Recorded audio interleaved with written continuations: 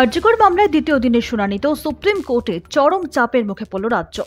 কেন ময়নাতদন্তের রিপোর্টের পর অস্বাভাবিক মৃত্যুর মামলা দায়ের করা হয়েছে, প্রশ্নের উত্তর দিতে গিয়ে রীতিমতো হিমশিম খেয়ে যান কপিল সিব্বল। তদন্তভার হাতে নেওয়ার 9 দিন পর কতদূর অগ্রগতি সে বিষয়ে জানিয়ে সর্বোচ্চ আদালতে এদিন স্ট্যাটাস রিপোর্ট জমা দেয় সিবিআই।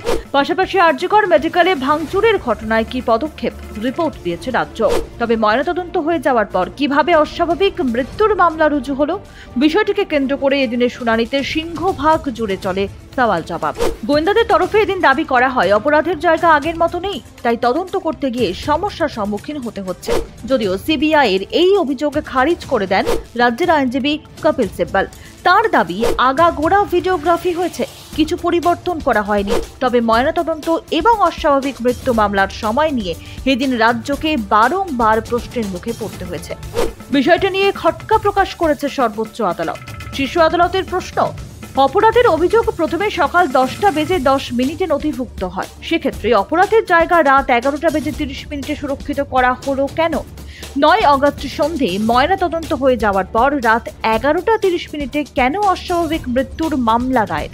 বিচারপতি জে পর্দিওয়ালা বলেন, ময়নাতদন্ত শুরু হওয়ার অর্থই হলো অস্বাভাবিক মৃত্যু। অথচ যখন সন্ধে 6:10 থেকে 7:10 মধ্যে ময়নাতদন্ত হয়ে যায়, তাহলে রাত 11:30টার সময় অস্বাভাবিক মৃত্যু মামলার রুজু হলো কিভাবে? অস্বাভাবিক মৃত্যুর অভিযোগ ঠিক কখন দায়ের হয়েছে জানতে চান বিচারপতি।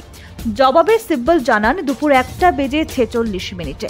এরপরেই সিব্বলকে দায়িত্বশীল হয়ে জবাব দিতে অনুরোধ করেন বিচারপতি জে পর্দিওয়ালা। তিনি বলেন, যিনি অভিযোগ দায়ের করেছিলেন পরের শুনানিতে কলকাতা পুলিশের সেই আধিকারিককে হাজির করুন, যাতে সঠিক টাইমলাইন নিয়ে সঠিক তথ্য দিতে পারেন। সিবিআই এবং রাজ্যের টাইমলাইন দ্বন্দ্ব নিয়ে বিচারপতি পর্দিওয়ালা বলেন, আপনাদের রাজ্য যা করেছে তা আমি 30 বছরে দেখিনি। অন্যদিকে গোটা ঘটনায় পুলিশের ভূমিকা নিয়ে প্রশ্ন তোলেন প্রধান বিচারপতি DY চন্দ্রচূড়। বলেন, পুলিশ অফিসারদের ভূমিকাও দেখার রয়েছে। কখন দেহ দেখা গিয়েছিল, কখন পুলিশ এসেছিল, ইউডি রিপোর্ট, তারপর ময়নাতদন্তের রিপোর্ট, দেহ দাহ করা এবং তারপর FIR। এদিনের শুনানির সিংহভাগ জুড়ে চলেই এই সময়ের গরমিল নিয়ে সওয়াল জবাব। রাজ্যের আইনজীবী কপিল সিব্বল একাধিক যুক্তি খাড়া করলেও তা কার্যত ধোপে টেকেনি। শুনানি চলাকালীন চিকিৎসক এবং স্বাস্থ্যকর্মীদের নিরাপত্তা সুনিশ্চিত করার বিষয়টি নিয়েও কথা বলেন প্রধান বিচারপতি। চিকিৎসকদের কাজে ফেরার অনুরোধ করে সুপ্রিম কোর্ট।